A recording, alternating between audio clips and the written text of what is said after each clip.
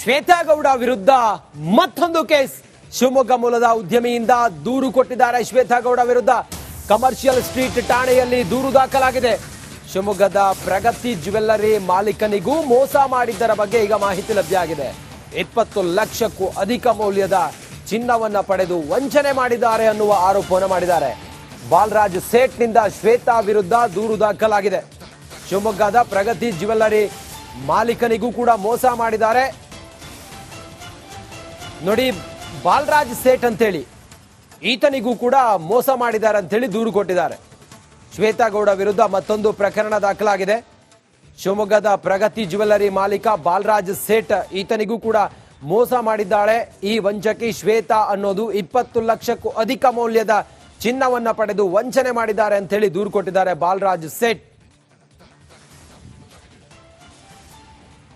ಮತ್ತಷ್ಟು ಮಾಹಿತಿಯೊಂದಿಗೆ ನಮ್ಮ ಪ್ರತಿನಿಧಿ ಧ್ರುವರಾಜ್ ಸಂಪರ್ಕದಲ್ಲಿದ್ದಾರೆ. ಧ್ರುವರಾಜ್, ಶ್ವೇತಾ ಗೌಡ ವಿರುದ್ಧ ಒಟ್ಟು ಎಷ್ಟು ಪ್ರಕರಣ ದಾಖಲಾಗಿದೆ ಇಲ್ಲಿವರೆಗೂ ಕೂಡ? ಈಗ ದಾಖಲಾದಂತ ಪ್ರಕರಣದಲ್ಲಿ ಎಷ್ಟು ವಂಚನೆ ಮಾಡಿದ್ದಾರೆ, ಯಾರಿಗೂ ವಂಚನೆ ಮಾಡಿದ್ದಾರೆ ಈ ಶ್ವೇತಾ ಗೌಡ? ಧ್ರುವರಾಜ್. ಎಸ್ ರಂಜಿತ್ ಅವರೇ, ಈಗ ಶ್ವೇತಾ ಗೌಡ ಈ ವರ್ತೂರು ಪ್ರಕಾಶ್ ಆಪ್ತೆ ಏನಿದ್ದಾಳೆ, ಈಕೆ ವಿರುದ್ಧ ಕಮರ್ಷಿಯಲ್ ಸ್ಟ್ರೀಟ್ ನಲ್ಲಿ ಒಂದು ಮೊದಲ ಪ್ರಕರಣ ದಾಖಲಾಗುತ್ತೆ. ಅದಾದ ನಂತರ ಈಗ ಅದೇ ಸ್ಟೇಷನ್ ಅಲ್ಲಿ ಮತ್ತೊಂದು ಪ್ರಕರಣ ದಾಖಲಾಗಿದೆ. ಸೇಮ್ ಅದೇ ಕೇಸು, ಚಿನ್ನ ಪಡ್ಕೊಂಡು ವಂಚನೆ ಮಾಡಿರುವಂತದ್ದು. ಈ ವಂಚನೆಯನ್ನ ಶಿವಮೊಗ್ಗ ಮೂಲದ ಸಾಗರ ತಾಲೂಕಿನ ಜ್ಯುವೆಲ್ಲರಿ ಶಾಪ್ ಮಾಲೀಕರಾದಂತಹ ಬಾಲರಾಜ್ ಶೇಟ್ ಎನ್ನುವರಿಗೆ ಆಕೆ ವಂಚನೆಯನ್ನ ಮಾಡಿರುವಂತದ್ದು.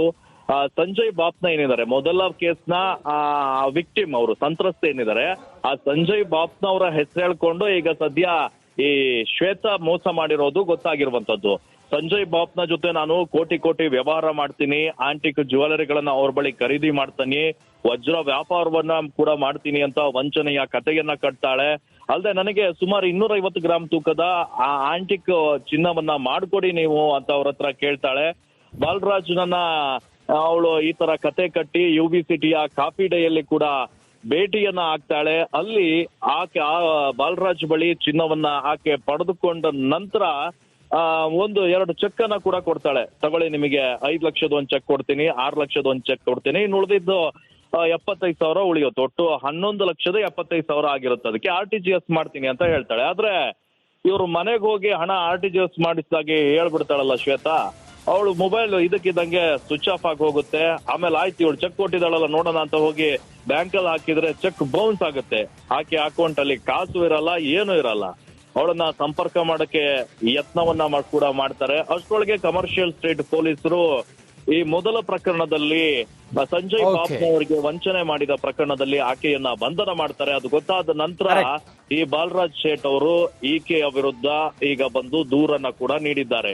ಒಟ್ಟು 11 ಲಕ್ಷದ ಓಕೆ ಧ್ರುವ, ಥ್ಯಾಂಕ್ ಯು ತಮ್ಮೆಲ್ಲ ಮಾಹಿತಿಗಾಗಿ.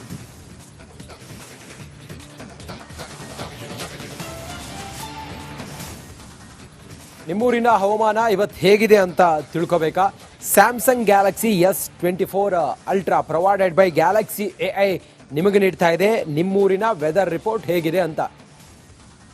ಚೆನ್ನೈನಲ್ಲಿ ವೆದರ್ ಹೆಂಗಿದೆ ಅಂತ ಹೇಳಿ ನೋಡೋಣ ಬನ್ನಿ.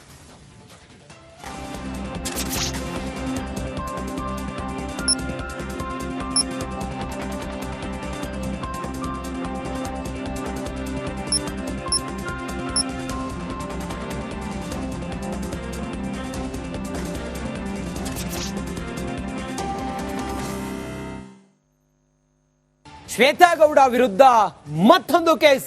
ಶಿವಮೊಗ್ಗ ಮೂಲದ ಉದ್ಯಮಿಯಿಂದ ದೂರು ಕೊಟ್ಟಿದ್ದಾರೆ. ಶ್ವೇತಾ ಗೌಡ ವಿರುದ್ಧ ಕಮರ್ಷಿಯಲ್ ಸ್ಟ್ರೀಟ್ ಠಾಣೆಯಲ್ಲಿ ದೂರು ದಾಖಲಾಗಿದೆ. ಶಿವಮೊಗ್ಗದ ಪ್ರಗತಿ ಜ್ಯುವೆಲ್ಲರಿ ಮಾಲೀಕನಿಗೂ ಮೋಸ ಮಾಡಿದ್ದರ ಬಗ್ಗೆ ಈಗ ಮಾಹಿತಿ ಲಭ್ಯ ಆಗಿದೆ. 20 ಲಕ್ಷಕ್ಕೂ ಅಧಿಕ ಮೌಲ್ಯದ ಚಿನ್ನವನ್ನ ಪಡೆದು ವಂಚನೆ ಮಾಡಿದ್ದಾರೆ ಅನ್ನುವ ಆರೋಪವನ್ನು ಮಾಡಿದ್ದಾರೆ. ಬಾಲರಾಜ್ ಸೇಠ್ನಿಂದ ಶ್ವೇತಾ ವಿರುದ್ಧ ದೂರು ದಾಖಲಾಗಿದೆ. ಶಿವಮೊಗ್ಗದ ಪ್ರಗತಿ ಜ್ಯುವೆಲ್ಲರಿ ಮಾಲೀಕನಿಗೂ ಕೂಡ ಮೋಸ ಮಾಡಿದ್ದಾರೆ.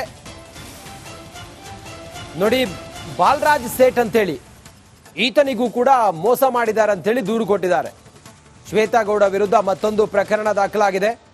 ಶಿವಮೊಗ್ಗದ ಪ್ರಗತಿ ಜ್ಯುವೆಲ್ಲರಿ ಮಾಲೀಕ ಬಾಲರಾಜ್ ಸೇಠ್ ಈತನಿಗೂ ಕೂಡ ಮೋಸ ಮಾಡಿದ್ದಾಳೆ. ಈ ವಂಚಕಿ ಶ್ವೇತಾ ಅನ್ನೋದು 20 ಲಕ್ಷಕ್ಕೂ ಅಧಿಕ ಮೌಲ್ಯದ ಚಿನ್ನವನ್ನ ಪಡೆದು ವಂಚನೆ ಮಾಡಿದ್ದಾರೆ ಅಂತ ಹೇಳಿ ದೂರು ಕೊಟ್ಟಿದ್ದಾರೆ ಬಾಲರಾಜ್ ಸೇಠ್. ಮತ್ತಷ್ಟು ಮಾಹಿತಿಯೊಂದಿಗೆ ನಮ್ಮ ಪ್ರತಿನಿಧಿ ಧ್ರುವರಾಜ್ ಸಂಪರ್ಕದಲ್ಲಿದ್ದಾರೆ. ಧ್ರುವರಾಜ್, ಶ್ವೇತಾ ಗೌಡ ವಿರುದ್ಧ ಒಟ್ಟು ಎಷ್ಟು ಪ್ರಕರಣ ದಾಖಲಾಗಿದೆ ಇಲ್ಲಿವರೆಗೂ ಕೂಡ? ಈಗ ದಾಖಲಾದಂತ ಪ್ರಕರಣದಲ್ಲಿ ಎಷ್ಟು ವಂಚನೆ ಮಾಡಿದ್ದಾರೆ, ಯಾರಿಗೂ ವಂಚನೆ ಮಾಡಿದ್ದಾರೆ ಈ ಶ್ವೇತಾ ಗೌಡ? ಧ್ರುವರಾಜ್. ಎಸ್ ರಂಜಿತ್ ಅವರೇ, ಈಗ ಶ್ವೇತಾ ಗೌಡ ಈ ವರ್ತೂರು ಪ್ರಕಾಶ್ ಆಪ್ತೆ ಏನಿದ್ದಾಳೆ ಈಕೆ ವಿರುದ್ಧ ಕಮರ್ಷಿಯಲ್ ಸ್ಟ್ರೀಟ್ ನಲ್ಲಿ ಒಂದು ಮೊದಲ ಪ್ರಕರಣ ದಾಖಲಾಗುತ್ತೆ. ಅದಾದ ನಂತರ ಈಗ ಅದೇ ಸ್ಟೇಷನ್ ಅಲ್ಲಿ ಮತ್ತೊಂದು ಪ್ರಕರಣ ದಾಖಲಾಗಿದೆ. ಸೇಮ್ ಅದೇ ಕೇಸು, ಚಿನ್ನ ಪಡ್ಕೊಂಡು ವಂಚನೆ ಮಾಡಿರುವಂತದ್ದು. ಈ ವಂಚನೆಯನ್ನ ಶಿವಮೊಗ್ಗ ಮೂಲದ ಸಾಗರ ತಾಲೂಕಿನ ಜ್ಯುವೆಲರಿ ಶಾಪ್ ಮಾಲೀಕರಾದಂತಹ ಬಾಲರಾಜ್ ಶೇಟ್ ಎನ್ನುವರಿಗೆ ಆಕೆ ವಂಚನೆಯನ್ನ ಮಾಡಿರುವಂತದ್ದು. ಸಂಜಯ್ ಬಾಪ್ನ ಏನಿದ್ದಾರೆ, ಮೊದಲ ಕೇಸ್ನ ವಿಕ್ಟಿಮ್ ಅವರು, ಸಂತ್ರಸ್ತೆ ಏನಿದ್ದಾರೆ, ಆ ಸಂಜಯ್ ಬಾಪ್ನ ಅವರ ಹೆಸರು ಹೇಳ್ಕೊಂಡು ಈಗ ಸದ್ಯ ಈ ಶ್ವೇತಾ ಮೋಸ ಮಾಡಿರೋದು ಗೊತ್ತಾಗಿರುವಂತದ್ದು.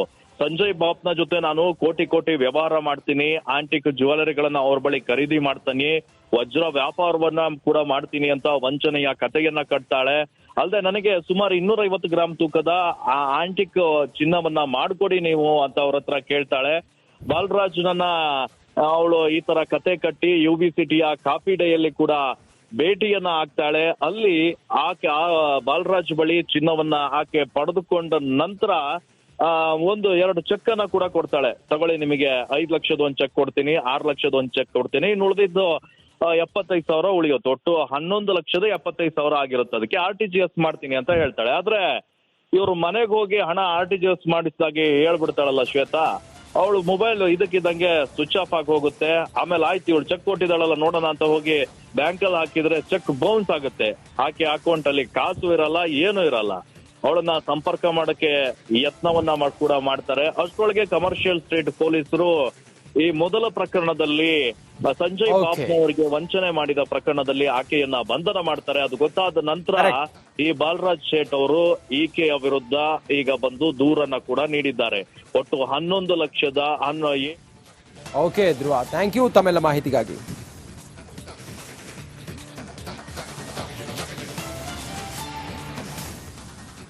ನಿಮ್ಮೂರಿನ ಹವಾಮಾನ ಇವತ್ತು ಹೇಗಿದೆ ಅಂತ ತಿಳ್ಕೋಬೇಕಾ? Samsung Galaxy S24 Ultra provided by Galaxy AI ನಿಮಗೆ ನೀಡ್ತಾ ಇದೆ ನಿಮ್ಮೂರಿನ ವೆದರ್ ರಿಪೋರ್ಟ್ ಹೇಗಿದೆ ಅಂತ. ಚೆನ್ನೈನಲ್ಲಿ ವೆದರ್ ಹೆಂಗಿದೆ ಅಂತ ಹೇಳಿ ನೋಡೋಣ ಬನ್ನಿ.